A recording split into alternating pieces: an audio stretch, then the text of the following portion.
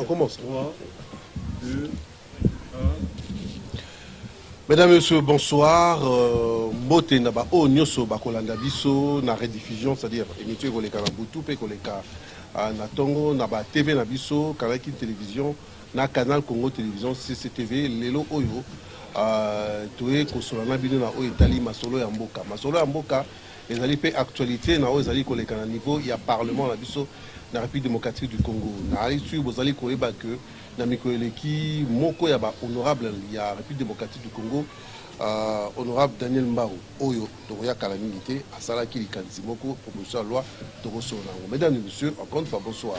Na pokwa lelo tozali koyamba honorable Daniel Mbao Sukisa yazali professeur na université ya Kinshasa, azali sous rapporteur na commission PAJ na niveau Assemblée nationale, azali sous avocat na bureau na barreau ya Kinshasa pe azali moto na Nzambe, homme de l'église, ami pesa na kono na ye tokosona o etali actualité ya mboka. Mais masolo ya lelo à part honorable Daniel Mbao o bozali komona nabili na oti ko présenter na kozala nga bokote nazali pe na confrère na nga ya Canal Congo télévision Doudou Montiri na ye tokomeka ko réfléchir elongo na ba mama na ba papa o baye kotala biso ebele toyoka mituna ba crainte na bango par rapport ya makanisi oyo honorable Daniel Mbao a pesi azali ko proposer na oyo etali ba réforme na niveau ya mboka na biso na makambo ebele ebele.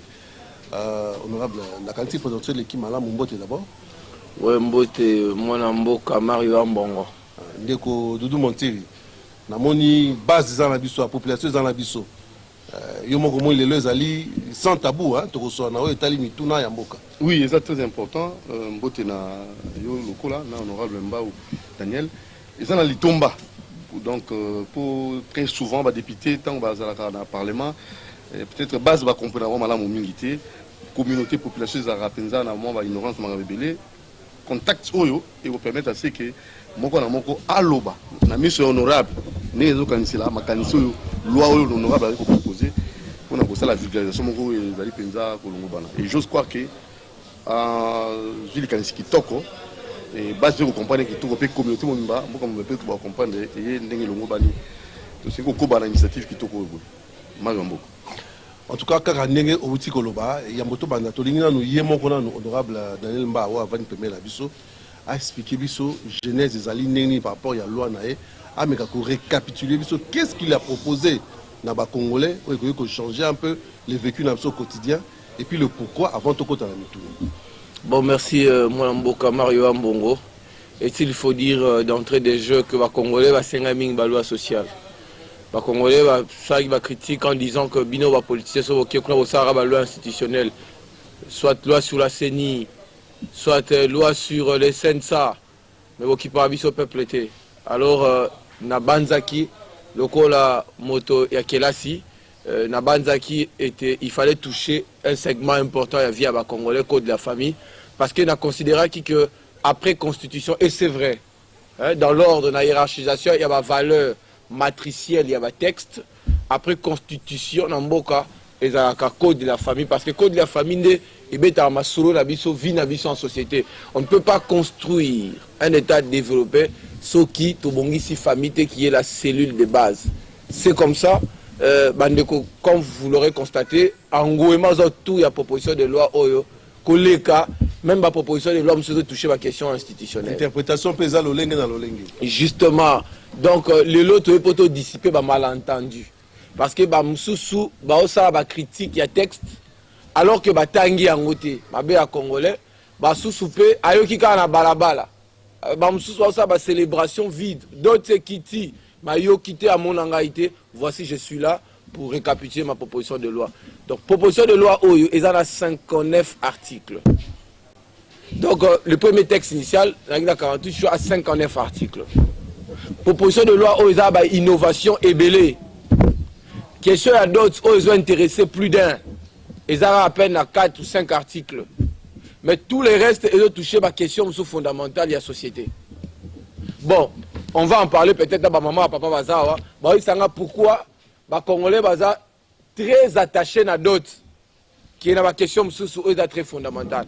Voilà. Proposition de toucher même la question de succession, la question de libéralité, régime matrimonial, personne fiançailles. Et toucher le segment sur la vie.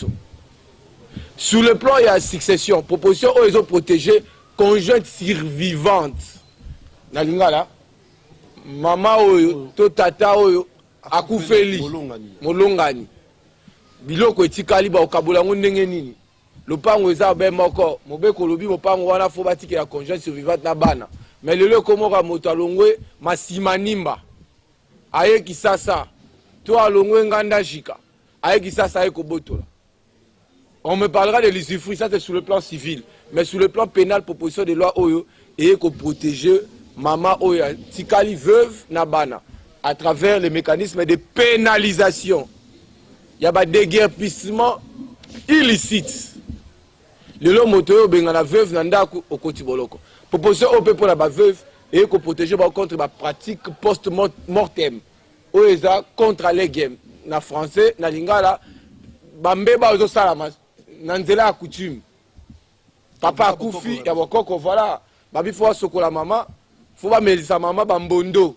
Babi baso ya bomi papa toté. Bon, dans ma circonscription, j'ai eu des cas comme ça. Au maman msusu, babi ça y mbondo, babi baso bomi papa to maman. Le jour qui a suivi, elle a fait des frissons et puis a saigné à Makila. Après 2 jours, mort s'en était suivi. Tu as vérifié à l'autopsie, donc babi melisa la bangoye poison. Et ça, on a à coutume. Donc, il faut qu'on protège. Est-ce que ça m'a bé? Est-ce que ça m'a bé? Innovation, sous tosali institution mon trust. Le lot n'a pas expliqué en côté, mais bao baza ba succession à mineni. Na ba actif ya mineni. Na ba conférence mikoza ba comprendre que c'est trust et ça transposé du droit canadien. La France peut ba utiliser qui mécanisme pour protéger Peugeot. Ma succession est bella minenne. Donc c'est un nouveau mécanisme de transmission des actifs successoraux. Tu as vu dans le Congo, succession se transmet soit par voie testamentaire, soit par voie ab intesta. Depuis 1987, tu as le 3e mécanisme de transmission. Donc ce 3e mécanisme assure la protection de la succession contre les intrusions de personnes de mauvaise foi, mais ils ont assuré aussi transmission transgénérationnelle, il y a la richesse. Donc, code de la famille est commis un texte non simplement d'imprégnation sociale, mais aussi un facteur d'impulsion économique.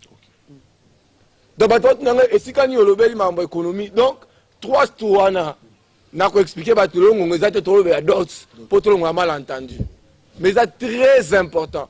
Je crois que ma grande firme, ma grande famille, même l'État congolais, est très intéressé parce que 3 soignants, ils ont un vaste outil ou une machine de production fiscale.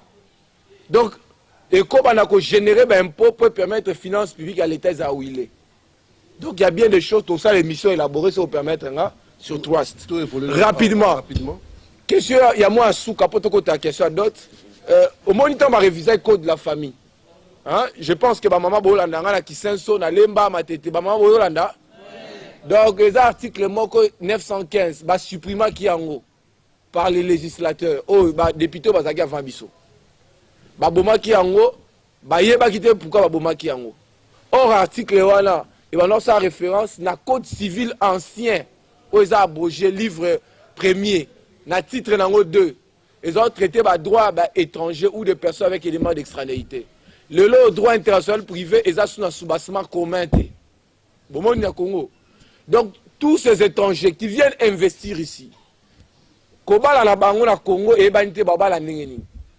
Ba transaction na bango ba osala e banité osama nengeni. Ba acte ya dernière volonté et banité. Neti papa Jamal dans la prison à Koufi na prison makala. Ba okabola ba bien ndeni. Ba okabola ndeni. L'on a besoin de prévoir sur le mécanisme. Donc il fallait faire ressusciter le droit international privé. Dans la France, dans l'Afrique du Sud, dans Mikili Moussou, ba expatrié, tous on a besoin qu'on investir dans Mboka Abino, mais droit international privé na Congo ils sont soubassement commetté. Moi ba Congolais ba zo misala eza te. Comment tu regardes la société à biso tant que ba droit privé na biso dans soubassement juridique te. Donc c'est une façon de comment yon de Kodoudou, il répondre à la question à tout na honorable Daniel Pogno Salebiso, loi ou ça la misala te. D'accord, si tu commences à évoluer, prochain to tikio aux rappelé professeur, né na rappelé qui aussi c'était. On le dit 59 articles dans la proposition de loi, mais sur les 59 voilà 5 articles à réseau concernant ma adulte, 5 on a à peu près au limbo la biso et puis tu peux savoir maman la bande quoi ça mon tourne pe ba le basso des années. Bien. Mambadot, c'est la 7e innovation, il y a 12 innovations. Mambadot dans le biboy. Désormais, il faut tout ça la distinction entre valeur totale et moi si la valeur intrinsèque et moi si. Naïba maman ba dans la République démocratique du Congo ba tcheloko na mutu. Que ce qui est important dans les mariages, ce n'est pas la dot. Où est important la libala, c'est l'amour, la considération, l'affection et le respect. Bakoyi ko ba là on a 150 vaches. Ba pesi $10,000 américains pour babala yo. Babale on a kati ya bateau. Mais si l'homme a besoin que épouser, il ne te respecte pas, il n'a pas d'affection pour toi, le mariage perd tout son sens. Tout ça, il doit au ça, maman possibilité de recouvrir valeur na bango, il y a bon moto. Parce que moi si sa valeur est inestimable, au côté qu'à moi cité. Maman ne m'opère si bon moi. Maman m'opère si vie. 500 euros fixé et sa valeur totale. Non, banta, bola nanga bien. Ça veut dire quoi? Valeur totale et nyoloba motuya ya mbongo ya dot. Parce que dot wana il faut la symbolique. Dot ezo réunir mobali na mwasi. Mais mbongo ya dot eza mwasi te. Yango wana pour dissiper m'entendre, je n'ai jamais dit. Moi, si ce qui a bota, il faut aussi $200, $100, maman Moussa. Est-ce que maman a lobby bongo? Est-ce que la lobby net na kuta maman Moussa bio nga zandundu ono a lobby na kendo fele? Est-ce que na loi na nga na 59 articles na lobby bongo? Maman Moussousou akuta ina nga singa ono ba biloko na bota bana mibale nga fo 150. Est-ce que nga la lobby bongo? On est à biloko so bana na balabala. Biloko wana pe nazo sepela na ngote. Parce que ba Congolais ba lingi mingi o etali makambo nzoto. Or, moi j'envisage la stabilité de la famille. Ça veut dire quoi, honorable? Ça veut dire 500 wana eza montant, il y a d'autres. Eza montant à moi cité. Pour tozaka maman abiso lokola maman par exemple maman Janine Mabunda. Valeur totale naïe. Ils ont à confondre na valeur intrinsèque à maman Mabunda. Bat par lobanini, so on peut sa moitié valeur. Et c'est une d'autres naïe là, ya motuya. Tant que kiti si d'autres, aussi valeur à moi si pe, au kiti si ango. Voilà. Non. Na kiti si valeur à moi, c'était pas moi si. Est-ce que tu os se confondre, tu os se comprendre moi si a na valeur té. Et puis d'autres, ils ont conditions de fond et la formation en mariage. Autant consentement, capacité, la condition de forme. Au moins, il y a des conditions. Au réunir d'autres, au réunir consentement, il faut qu'il y ait des personnes basées à la capacité. La dot n'est pas la femme. La dot n'est pas le mariage. Mais c'est une condition essentielle de la formation en mariage. Tant ils ont pour expliquer comment la législation évolue de 87 à 2016, même en 1894. Je veux que tu vas retenir ceci. À côté à $500, et ça n'a pas fourchette au cours discuter il y a une clause de convention numéraire où ils ont permettre mobile à kende au-delà de 500. Ceux qui ont confiance dans mobile le cas en moyen, à quoi on a $10,000. Est-ce que maman bola nara? À quoi on a $20,000, $30,000, mais il est interdit dans la famille à moi si. Les cafouchettes, il y a $500. Voilà la subtilité, l'intelligence de la proposition de loi. Deuxième aspect de la proposition de loi a encadré liste coutumière. Nali kolobate que ceux qui ont payé $500 ont payé ça sous maman li putate. Faux. Bama puta bilamba maman, bilamba papa, bakalebas, ils ont relevé la liste coutumière. Alors, liste ya mutu na mutu esengeli est respecté coutume ya mboka na bango. Plasma. Voilà, désormais, plasma, désormais on va aussi un abonnement il y a 12 mois. Groupe électrogène. Groupe électrogène. Oui, oui, moto, ok. Et l'ongwe. Est-ce que tu sali mabe? Parce que les couples belé, ils ont vivre à union libre. Moi, je balana. Exact. Parce que pour après ça, bambongo wana motu ya ma kasi baza bana makoki. Yango wana la joie qui dénombrement. En fait, statistique, il y a ONG ou PCNA babi qui chasse à kaka. Il y a plus de 573 ménages en union libre. La capitale. La capitale. 573. 1500. Oui, il y a des millions de personnes dans Botami. Motif excessivité à d'autres. Là où ils ont facilité légale, ils ont offrir aux jeunes en âge nibile et pas n'importe lesquels. Les jeunes au Loxo qui au bas là, non. Des jeunes responsables. Donc nous encadrons, je vais atterrir là pour battre sans parole, la liste coutumière aux Amouluba, Senga le roi Balouba, Senga le roi na Bajilaka Sanga Sengara, Senga le roi là, ya monnaie du tout basengaka ko senga le roi bataba nundu te mutaba nundu ko imiter pe muswahili te mutu na liste, c'est ce qui fait que na loi na prévoir article moko lobi que après promulgation un mois après les ministres ayant les affaires coutumières dans ces attributions à réunir ba chef coutumier nyonso ba déterminer ba liste ba bien ba dot o ya coutume na coutume donc on ça carnet moi amener to bien carnet total soko nyoba la moisi ba pesio liste aucun non pas officier d'état civil officier fongo liaza mukwesu atali pa bakwesu musuku pa basuku basenga nini afongoli soki bamoni ba bien eux koti na kati ça dit osenga boîte alors que yoza musuku ba supprimer yango. Est-ce que ça mabe?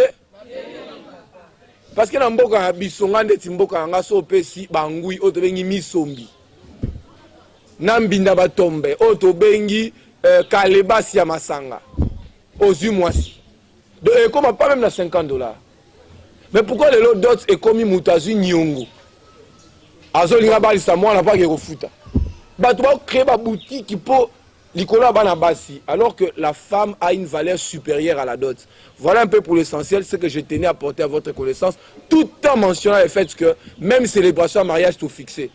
Dès que vous avez c'est que c'est un bateau, location à Kitty, bouteille à whisky, bouteille et sili. Donc, frais à célébration 50 000 francs congolais dans la ville, dans la mboka 25 000 francs congolais. Mabé? Je pense que c'est ça l'essentiel. La racine de Romotif, la question sur la motive, la question sur la maman. Voilà. Très bien. Merci. Alors,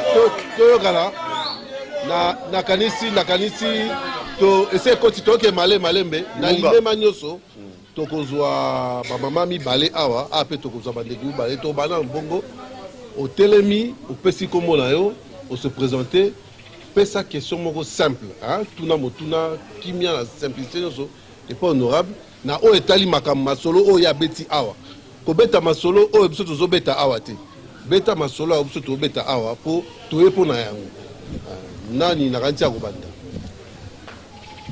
ko to mama ni papa maman papa mo atemni papa o hotel mo pesi komona yo on peut savoir mon ngongo. Merci papa na parole. Comment on dit, on l'a payé chapeau. Pour bande roming ba autant na mokili mobile.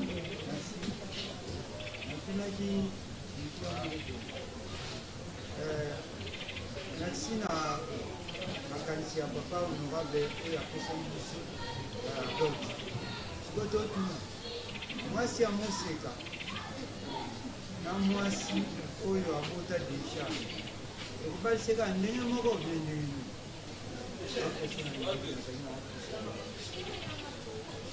Honorable, merci. Loi et ça la discrimination. Marambo tali qui mo sekato qui mo sekate ou les a intimité à bateau. Natkal ko batam comment que moi si oyo azamo sekate azana valeur te non pas du tout. Bango nyonso bazam baza kobala bango motango moko. Ce qui doit nous comparer moi c'est à mon sekana ou à mon sekate, c'est comme si tu dois confondre valeur totale et moi c'est une valeur intrinsèque à moi aussi. Musu pas cause à ça bota ba la misatu mais mayele ya kosakanate et puis aleki moi c'est à mon seka. À quoi rapporter plus de ménage que les camois sans amoseka. Donc ça, c'est l'intimité des gens. Proposition de loi nanga continue makamboate. Voilà un peu ma réponse par rapport à cette question. Namoni papa azala motuna otuna. Oh pe ça peut combo. Ngai combo nanga edo kakwaku. Okona ngeza. Alingani na mwana mwasi. Nanga nakosa na bana. Mais famille exige nga kaka.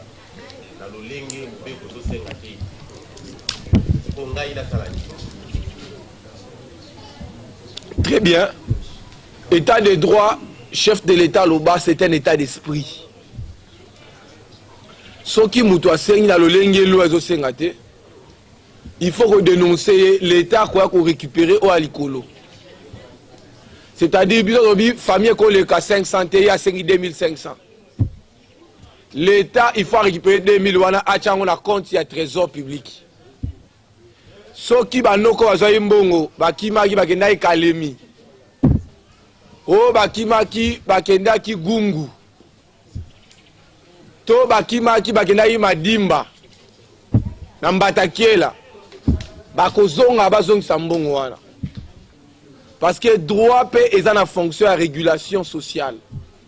Tozo réguler ba déviation nyonso. Loi epesi possibilité que mobali akende likolo, mais epesi ndingisa te na papa ya mwasi a imposé montant koleka o loi che, parce que après libala il y a une vie. Tu ne peux pas faire épouser ta fille et paupériser ton gendre. Les lois sont avocats, sont qui a des tribunaux, tu remarqueras que les tribunaux sont congestionnés par des dossiers relatifs, il y a des divorces, des conflits parcellaires. Pourquoi? Parce que Batuming Babala qui n'a précipitation et puis il y a des difficultés à cause de la stress et simbité Bakabwani. Papa oye bate que montant senga qui est belé, ne peut pas la difficulté ba démarrer vie. Et puis à Wabouti moi la zone na zeminandaku, ton abana mi balé et bota divorce. C'est une facilité, gars. Je sais que il y a plusieurs autres aspects à vie au législateur faut régenter. Mais l'aspect le plus fondamental, c'est la famille. Le loba ne belé, je crois, parce que papa, avant d'arriver à Messika Morote, soit tout le monde avant d'arriver papa, soit na maman, soit tout le monde avant d'arriver papa Coco. Pourquoi? Parce que papa na maman, baba na te, défaut, faute, il y a d'autres. D'autres habits, ils lengi na munokoto bokabola mais ils ont des conséquences sur bateau va repesa on va débiteur il y a d'autres. Débiteur d'autres nous sommes incapables de pesa ngo asundoli mwana akei. Atiki mwana na mwasi. Et puis finalement moi a commis voyou, a commis facteur il y a insécurité dans la société. Donc, ah, on a de lingi dans la proposition de parce qu'il s'agit du code de la famille. Moi, azana tata, moi, azana maman, bah, vendre des sikamoko, bah, c'est dota. Des familles consciencieuses, des familles stables et régulières. Voilà un peu ce que je peux porter à votre connaissance. Na évité ce qui n'a le mabe. Motuna mususu. Ndeko, pardon. Ndeko, pardon. Toze bakoloba, o amoni likanisi. Alobi akoloba pete tikaka loba kaka ndeko musu waza motuna kuna a hôtel ma pesa atuna wa moseka soki a dans le comité awa je sais pas ce qui ndeko mo pas dans motuna awa avec allez-y mon frère. Merci pour la proteste. Les étudiants la campus et à l'économie dans un mois Nalombango ata 2 mibale ya liboso ezali koloba que soki famille a fixé au-delà du montant oyo proposition aussi kopesa pour na milieu urbain $500 soki ezali voté par la loi donc mbongo oyo excédent c'est-à-dire oyo ekoleka nde l'état kozwa yango akolande la famille wana ba fixer mbongo olela. Alors si ça arrive que le mari a se porter garant il y a kopesa valeur et pas ya mwasi na ye apesa ona volonté na ye moko. C'est-à-dire famille à moi si est fixé sexe comme loi et lobby. Est-ce que on va appeler au-delà, par exemple $1000. Est-ce que mbongo wana est dans le trésor public ou bien comment? Yami Balé, on est libre. Yami Balé, en tant que scientifique, parce que tout à l'heure, il y a des milliers de l'otili qui est continué à noter. Et ça, la 6G jusqu'à présent, et même le message, on a une commune bangote. Est-ce que le mécanisme est au sali était pour être des milliers de gens l'otili qui ont un message avant que l'État a adopté on a vu ça parce que la kini a sur place mais ils ont posé toujours un problème et puis ils ont débat du jour alors ils ont compris alors que ça mais alors milliers de mécanisme ni nous ça la pour être bazua message wana ils ont concerné non seulement les milliers urbains mais aussi les milliers ruraux. Rapidement, Dora. Bien rapidement, la moni, peut-être au landing à les qui n'a insisté la clause y a convention numéraire. Est-ce que Batoro Bandéana a ngoté convention numéraire? Beaucoup Bandéana ngoté? Convention numéraire Ngyo Babouye. Il est autorisé dans Mobali à qu'il est au-delà de $500. Parce que honorer moi si nayo, c'est aussi une question de fierté personnelle.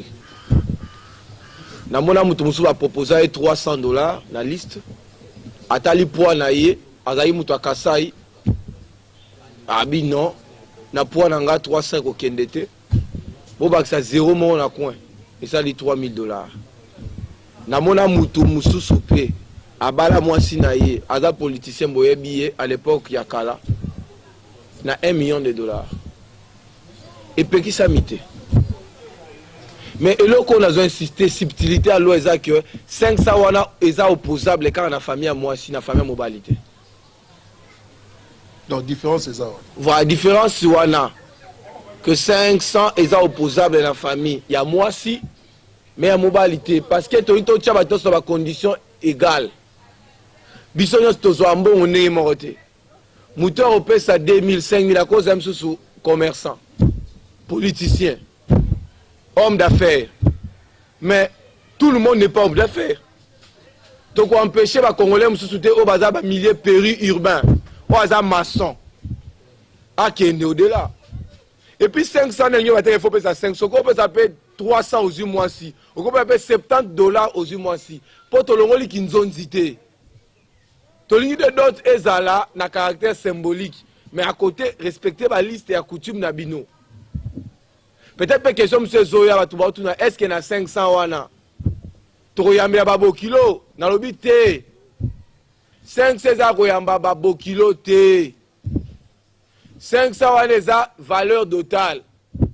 Na lobi na kati ya mobeko o so tanga article 364 etina C et que bis na chez article 64 bis et que likambo est allé fêti et ça na ecclésia et ça na coutume et ça devant officier d'état civil et commis na compétence exclusive ya ba marié limbola en côté bangonde bako bimisa mosolo pona koyamba batu à part 500 parce que mobali azoya ko ba ya moi 6 fois à la responsable.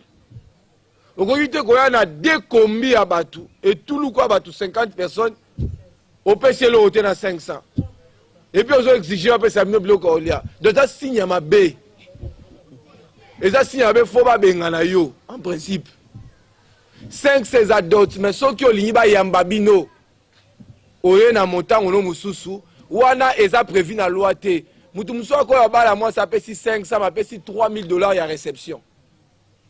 Et c'est interdit.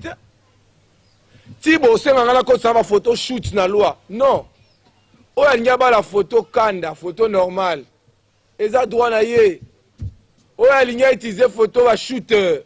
Il y a une profondeur numérique très dense. Et ça droit na yé. Il y a qui la paix na kati espace ya bateau à côté de bateau. Et ça droit na yé.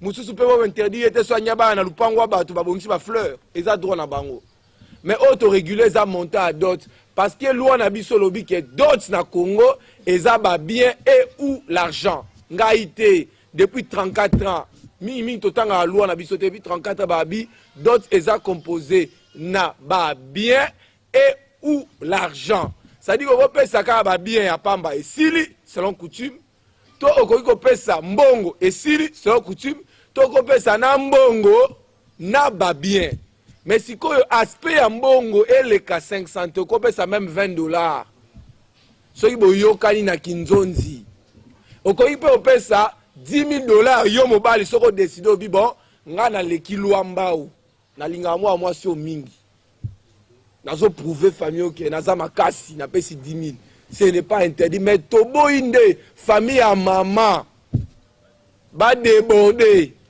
est-ce que mabe ezali biso toza basai na nzambe esengeli tobalisa et puis esengeli mwana na mwana aza na famille c'est cela l'objectif qui est poursuivi.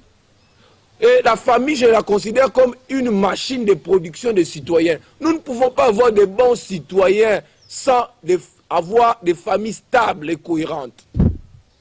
Voilà, c'est pourquoi nous avons élaboré cette proposition de loi. Mais je vais encore noter par rapport à la question de la vulgarisation. Vulgarisation et zangaïté. C'est vrai, dans ça, on a un moyen de bord. Mais vulgarisation, l'État s'occupe de la vulgarisation. Et comment la Constitution? Ce qui va promulguer loi, l'État faut vulgariser. On peut même dans la langue nationale pour batanga. Mais contrairement à ce que tu dis, et qu'il y a fait fois walika les téléphones ont plus de 17 groupes WhatsApp plein. Bah jeunes bazo CPA na Beni Butembo, je vous salue. Bino Bolandanga, je crois que vous vous reconnaissez. Lubumbashi, des jeunes attendent ça. Bah msuku doit bien la goma babi que ba tumusu ba komi koyiba na bangombe. Pour bala. Au moins bakangi muto akenda oyiba na krala ba ngombe pour bala. Trop c'est trop. Il faut réguler cette question. Ça commence à troubler l'ordre social. Voilà. Ouais, oui, le temps, le moment naturel.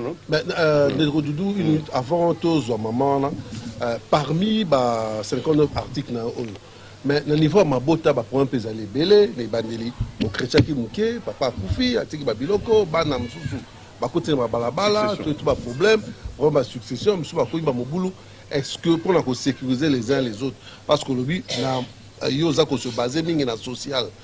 Vous avez pensé à ça? Oui, l'article la succession ça est belé kutu koleka. L'article la dot.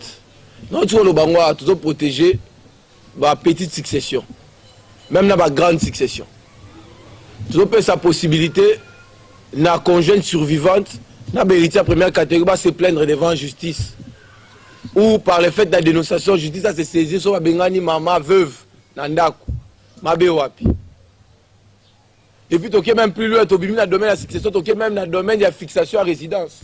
C'est-à-dire? Tu peux aussi même, maman, possibilité, de fixer résidence. Si maman zo sala esika moko bazana mbongo ebele koleka papa zo ebele et sengeli pe aza na droit ya fixer résidence parce que la résidence se fixe dans l'intérêt supérieur des enfants et non parce que papa alingi pour papa ko zala la na yas na moya couple msusu bavandi na otanga communauté quartier te bazo louer chambre moko salon papa alingi bavanda na condition na alors que maman zu musala na société moro bancaire ba affecté na agence ya ville maman proposé pas comme attendre musala ba vana ta na lingwala bana batanga ta na boboto non papa lingi bana ba vanda kaka kuna sika ba vandi batanga kaka na complexe scolaire papa binzembo nzembo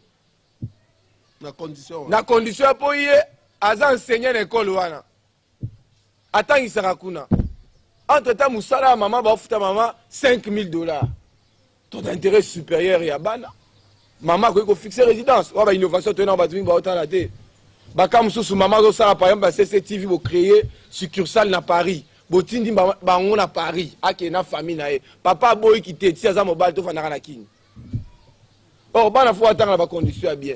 Donc, loi est un avantage mingi pour la base même dans le domaine de la fiançailles. et puis ils ont fait sa stabilité dans le couple, promotion dans le mariage et puis dans la valeur. Voilà, honorable, on a évité promotion, stabilité dans le couple. Mais il y a un problème. La famille, on a comme ça, on a bâti le marchandise. On a bâti 10. Loi, il y a ce monde bien été. Honorable Daniel Mbao. Est-ce qu'il y a moyen?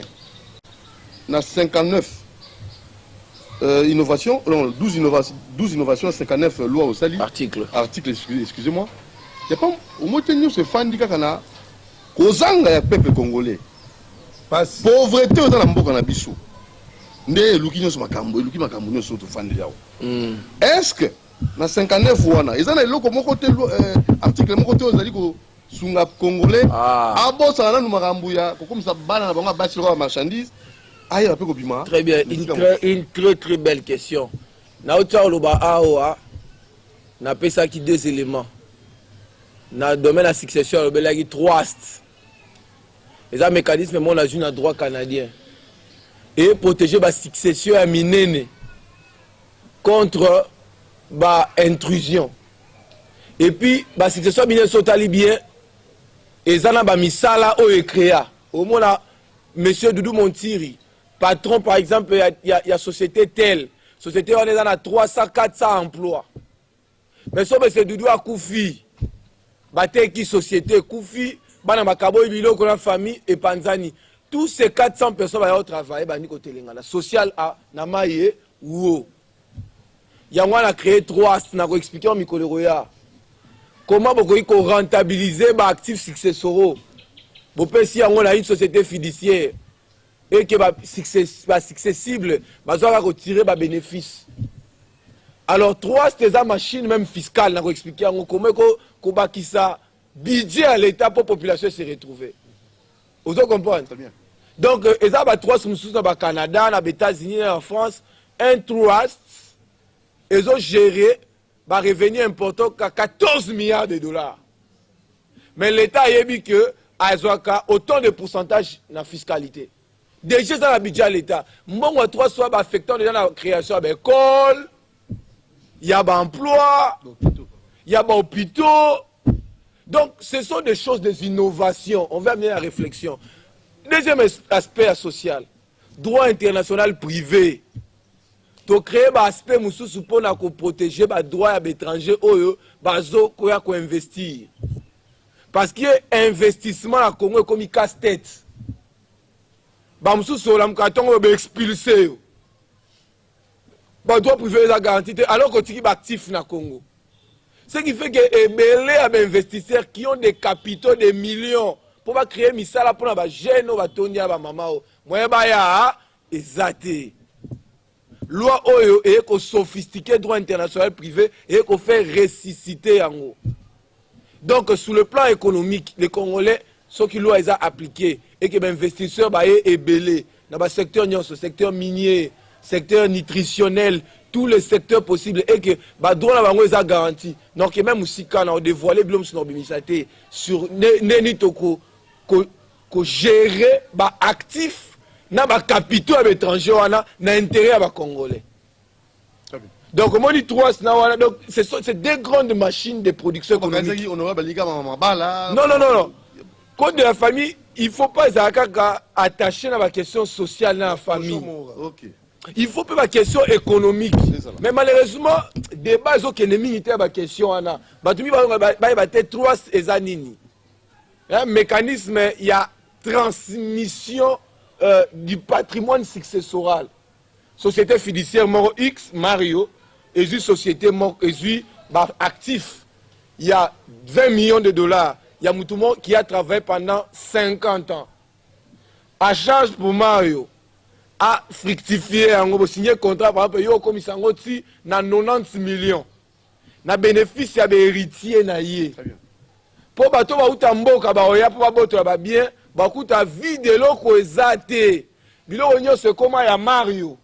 Or en réalité, Mario n'a pas signé un contrat. Il y a protection. Contrat, on a signé un bénéfice, il y a un succès. C'est moi qui est quota exate. Mais ça c'est trop fort ça. Comment ça? na sima convention wana bayoka na Mario lokola na pesi ndako ya ma campagne na pesi ndako ya Nsele na pesi ndako ya Lemba yo okolekisa 6 mois okosombe ya bana nga même lupangu na limité.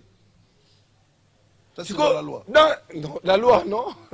Na limité. Sikoyo papa Kinzola Ngongi autaki mboka akozwa biloko akutani na Mario qui est un trust, une société de fiducie. Ça peut être aussi un cabinet d'avocats.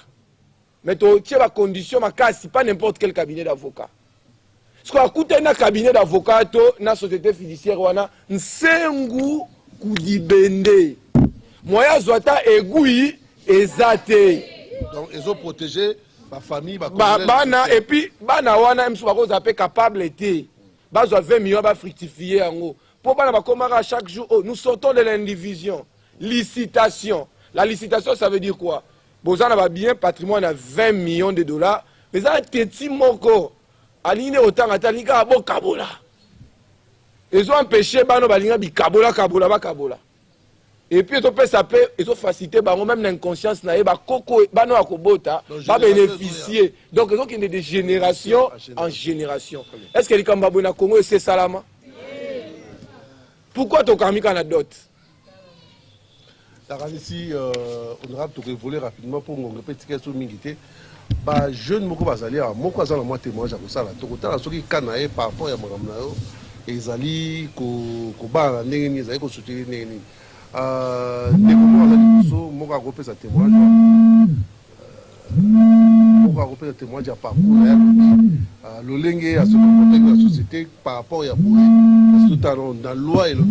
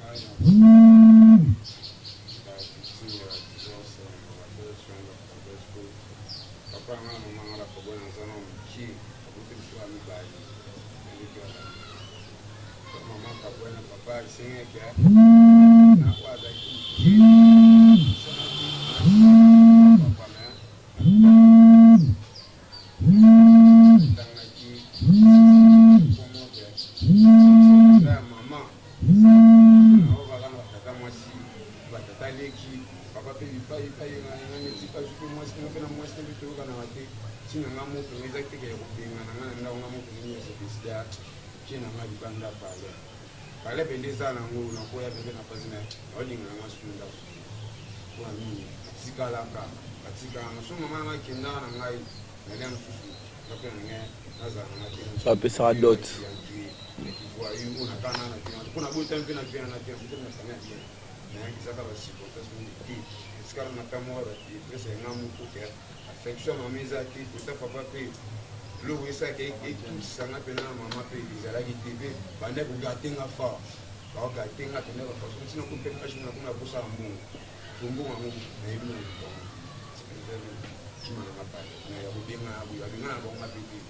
Apena bango pe tufana peti bakanga apena pe ndoki peti eloko peti tusola apena bango kali o ngai mona ki ba point o mo ba zili na pa mo e ba dot ti ele ma divorce o big ya dot ite bala izano pe atika mbungu izano ke o ba zo papa na mama baza même wani education ba pesa bana ko ntongo ko kola baza ka toujours loko na kete wala ka mama bango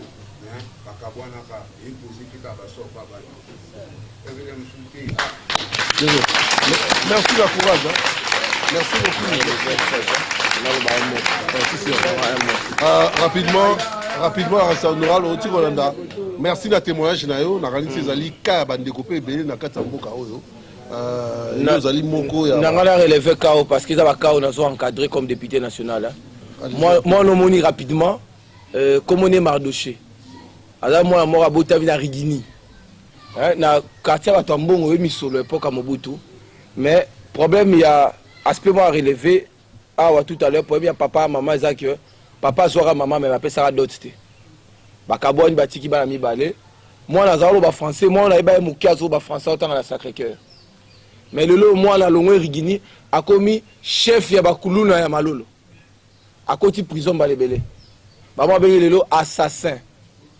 Alors, il y a bateau négligé aspect à d'autres, mais il y a des répercussions sur la famille.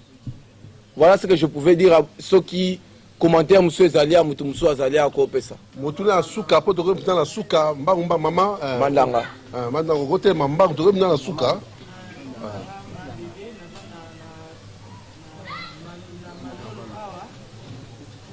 Merci, honorable pour la parole. Et là, on a la place moi là, à qui on l'a osé, ailleurs il y a encore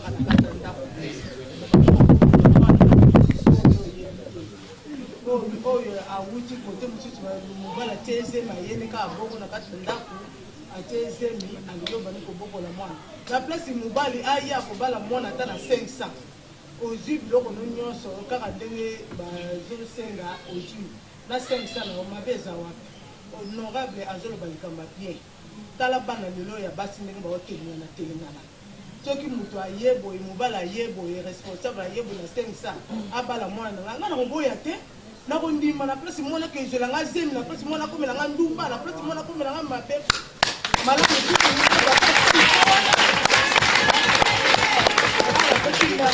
honorable konza likanisi ya bimisi en tout cas eza bien nzambe apambola ye akende Wana ezalaki plus mama accompagné mutasuka awa mbangba mutasuka mutasuka papa solobaki wapi ya telema mandanga otelema mutasuka rapidement oleka liboso tout ça moi liboso ndeko za mamba mpo tozokima nana tuna yo na ndeko na ngai lelo tozobeta masolo ya badot o ndeko toyoka est ce que etushaki yo mpo lelo okoma kuluna to okoma na nzelo bazoloba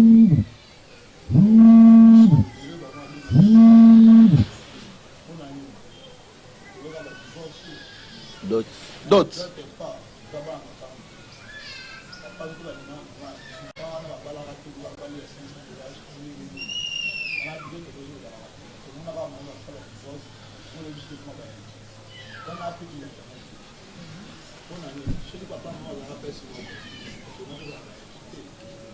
Donc likanisi na faut dot oyo esalama ndenge bazosenga mpona dot soki ezalaki ya mosusu badivorce mpe ngai ozala te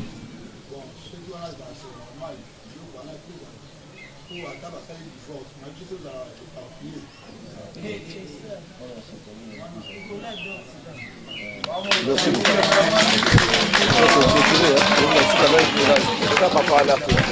Papa, allez-y. Allez-y, n'allons pas mingi.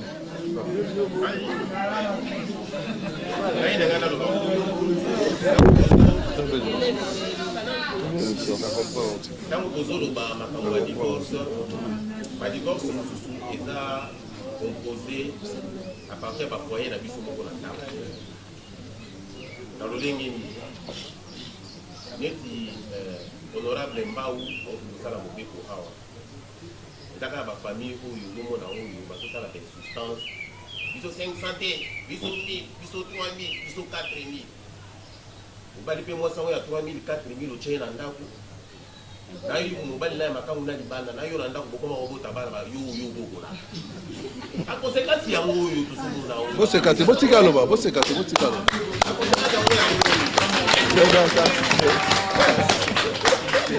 yo boti mwana zo elongi ya koko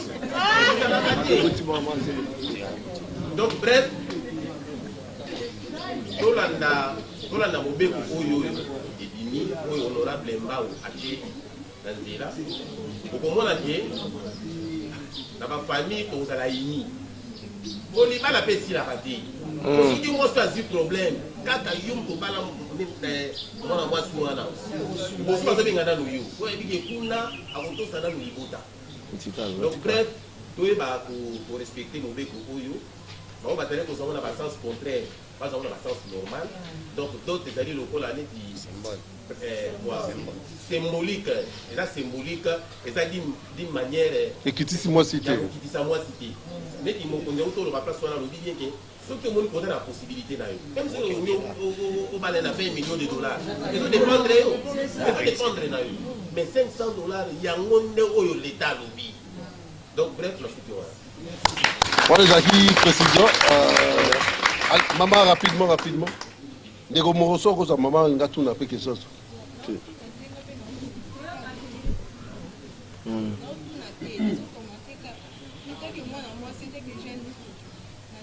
Parce qu'avant, on va comprendre la moto. Ndenge va expliquer à comprendre si quoi. Que na CP na loi au makas. Et on peut encourager les parents petit système wana kalaisé. Qui va faciliter biso pour nous valider. Ba proposant bazoya, bazoikende, po bazobanga.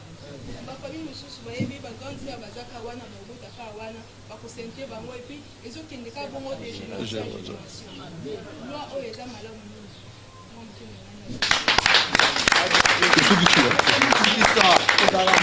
Pousser kaka. Éthique à l'internet. Oui, maman. Ah. Chichi. Ah.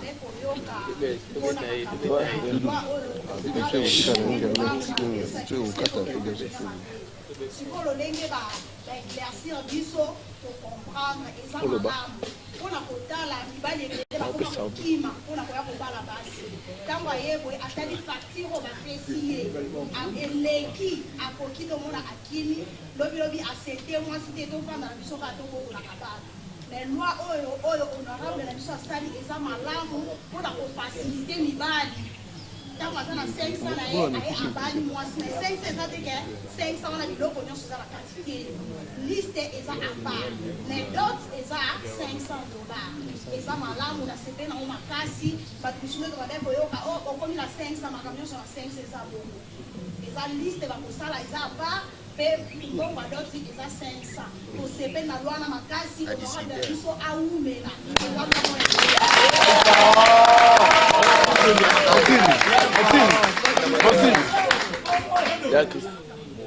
Fais ça, papa. Papa Chichi. T'en fais pas. Nous sommes contre l'internet. Parce que nous sommes contre l'internet. Bon, on a le soutenir, on va commenter. Moi, la loi, ils ont bien, mais ils ont fait cher. On a pas $500. Ma pesa ka elem. Ko pesa même à tête là. C'est symbole. Dans le village. Mais tandis que bon ba c'est zaka mingi 500. Même tant on a balaki na bunga na kero pesa $500. Hein? Iloko kaka ya elembo. Parce que na bon te. On a na kisasa c'est amour pourquoi puisque au mariage, au boulot ba bâtiment. C'est pourquoi moi ni ba na esprit au senga ba bon. Mais normalement loi c'est correct. Mais bon, vous êtes fait l'unique. Par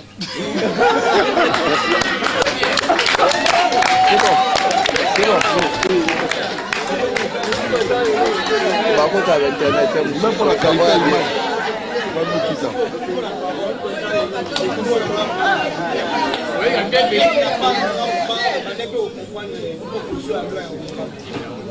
lelo mpena ndenge komona explike yango bamisuka bandi opanzaka ke oyekaka na 500 opesi papa ya mwana azwi kaka 500 wana nde baexplication ezaka ebele mais lelo nde nazwi explication na sepe na explication oyo okokobaya mwasi nata odele ya 2 millions ndenge olingi soki oza makoki na yo mais eleka loi oyo honorable ya propose te merci nakosenga na honorable président mboso kodia na bahonorable député national oyo baza na assemblée nationale vraiment bo appuye loi oyo mpo epesa biso mpe epesa jeunesse lisungi ya makasi mpo nokolekaka doti mpo lobi mpe biso nyonso tovanda malamu na bana na biso na baboto na biso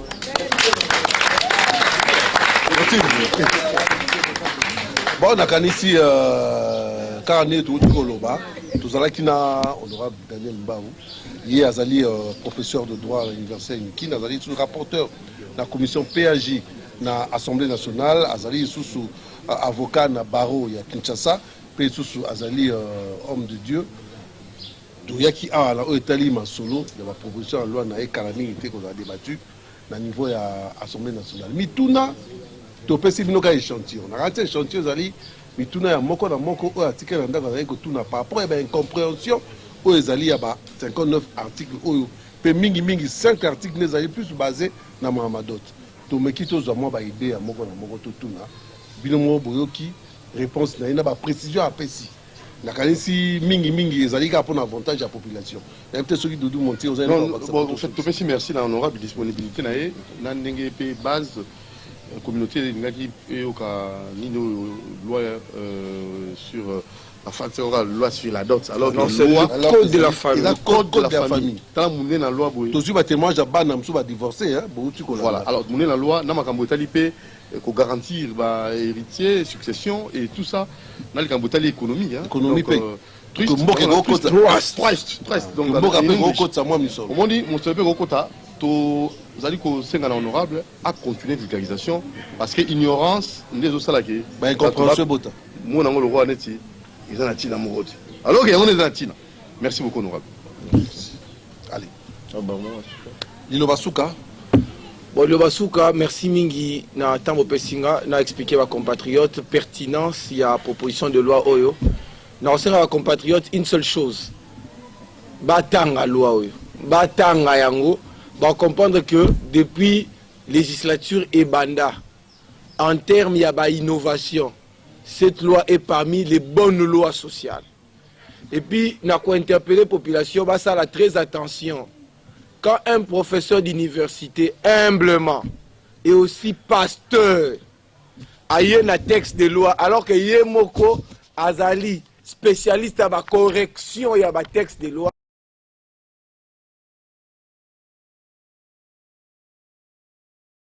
Mususu Oyo, Atanga, Mingi, Akobimisa, élément moko, to slogan moko, Oyo Komo na bestial.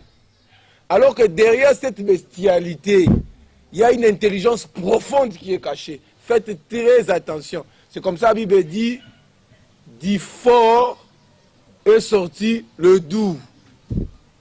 De celui qui mange est sorti ce qui se mange.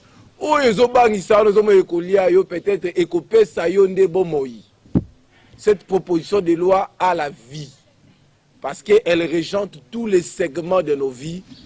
Que le Dieu du ciel ouvre nos intelligences pour que nous comprenions que ce texte de loi inaugure une nouvelle heure. Je vous remercie. Merci. Voilà, merci à la secrétaire et de l'Indivision, monde entier, même dans Internet, tout ça qui était ngai, tout le monde Syrie, dans des relations Mario, dans honorable, dans la population Mumba et communauté Mumba et base Mumba, ouais, ma casse, il va là très prochainement peut-être dans la province pour à tourner il y a la province pour vulgariser loi oyo bozwango lokola loi oyo ezali ko pesa solution à problème na biso na mboka famate famille ezali cellule de base ceux qui ont fragilisé mboka keneli bosote ciao